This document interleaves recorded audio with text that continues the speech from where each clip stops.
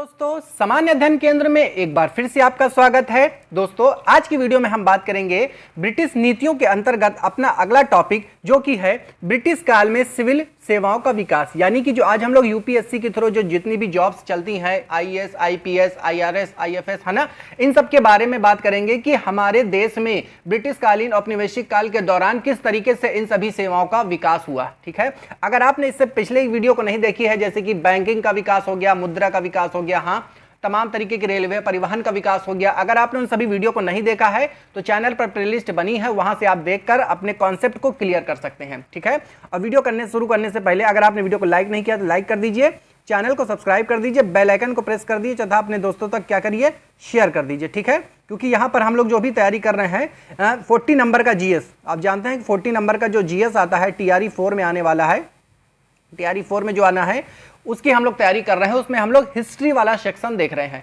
History के पश्चात हम लोग तमाम तरीके के विषयों को देखेंगे, चाहे पॉलिटी हो, इकोनॉमिक्स हो, हाँ, और फिजिक्स, केमिस्ट्री, बायो हो, और प्रादेशिक सामान्य ज्ञान हो, जो कि हम आपको यूथ कंपटीशन टाइम के द्वारा भी कराने वाले हैं। चलिए शुरू करते हैं अपना अगला टॉपिक, ब्रिटिश काल में सिविल सेवाओं का विकास, यानी कि development of civil service in the British period.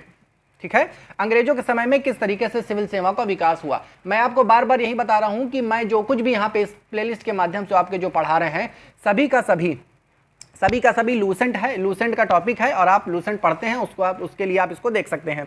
Lord Cornwallis को भारत में सिविल सेवा का जनक कहा जाता है। एज इट इज आपसे क्वेश्चन कई बार पूछा जा चुका है, पूछ लिया जाएगा कि भारत में सिविल सेवा का जनक किसे कहा जाता है, तो लॉर्ड कॉर्नवालिस को भारत में सिविल सेवा का जनक कहा जाता है।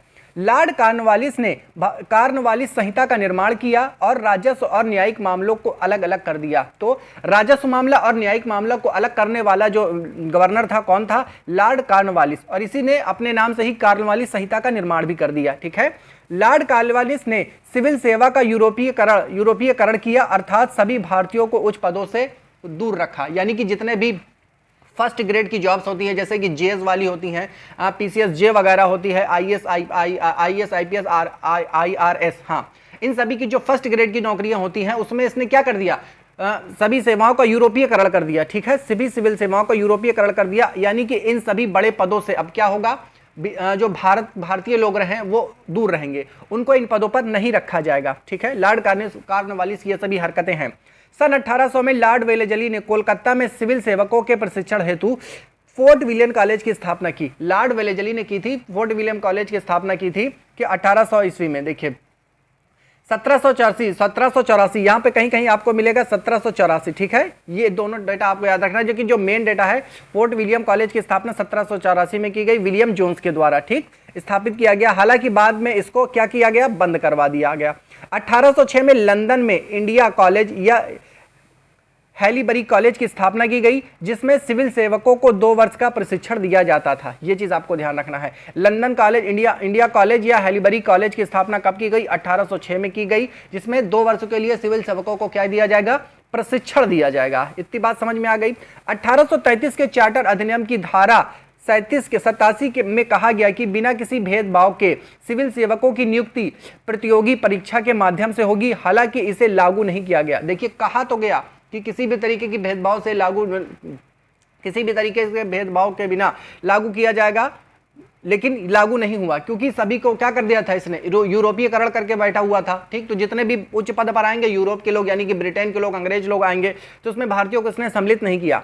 1855 में इंग्लैंड में प्रथम प्रतियोगी परीक्षा का आयोजन किया गया। 1863, ये क्वेश्चन आपको ध्यान रखना है, 1863 में सत्येंद्र नाथ टैगोर आईसीएस की परीक्षा में सफलता पाने वाले प्रथम भारतीय बने।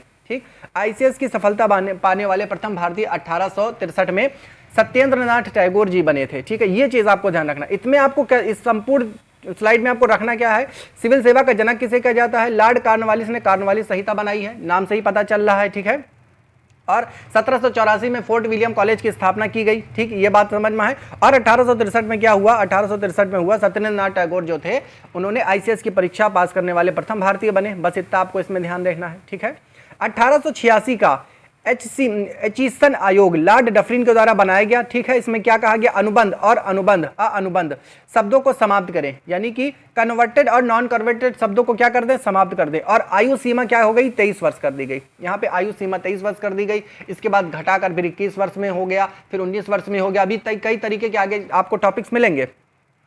1853 में जो किया था 23 वर्ष आयु सीमा इसने कर दी, कौन था, ये डलहौजी था।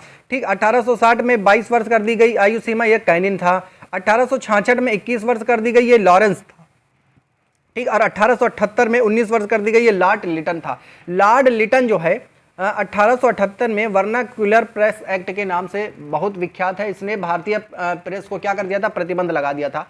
प्रतिबंध इस तरीके के नहीं लगा दिया था कि कोई भी भारतीय व्यक्ति अखबार नहीं छाप सकता, ऐसा नहीं है। जो भी भारतीय व्यक्ति अपने पत्र को छापना चाहेगा वो पहले ब्रिटिश अधिकारियों के द्वारा चेक करवाएगा, उसमें ब्रिटिशों के खिलाफ कोई बात नहीं लिखी होगी, तब जाकर ये प्रेस क्या करेंगे, ये अपनी पत्रिका को छाप पाएंगे। इसी के क्रम में अमृत बाजार पत्रिका नामक जो एक पत्रिका थी, रातों रात में अपनी इसने क्या कर दी, भाषा बदल दी थी। चलिए, ये तो थी आगे की बात जो कि हम भारतीय राष्ट्रीय आंदोलन में पढ़ेंगे। फिलहाल जो हम लोग पढ़ रहे हैं वो देखें।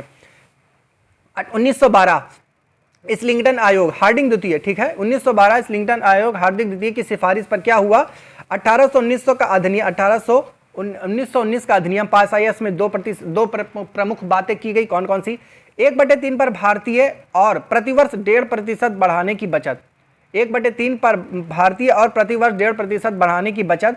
1922 इलाहाबाद में भारत में लोक सेवा परीक्षाओं का आयोजन किसने किया था, चेम्सफोर्ड ने किया था। 1922 में इलाहाबाद में लोक सेवा परीक्षा का आयोजन किसने किया था, 1922 में चेम्सफोर्ड ने किया था। ये चीज आपको ध्यान रखना है। और 1919 के ही अधिनियम के माध्यम से लोक सेवा आयोग के गठन की सिफारिश की गई। 1924 में क्या हुआ, ली आयोग, यानी कि लॉर्ड रीडिंग के द्वारा ली आयोग। ठीक, अब इसकी सिफारिश पर क्या होगा, इसकी भी सिफारिश पर कुछ होगा, चलिए देखते हैं क्या होगा। भारत सचिव की नियुक्ति जारी रखें, भारत सचिव नियुक्ति क्या करें, अपनी जारी रखेंगे, मतलब भारत के सचिवों की नियुक्ति जारी रहेगी।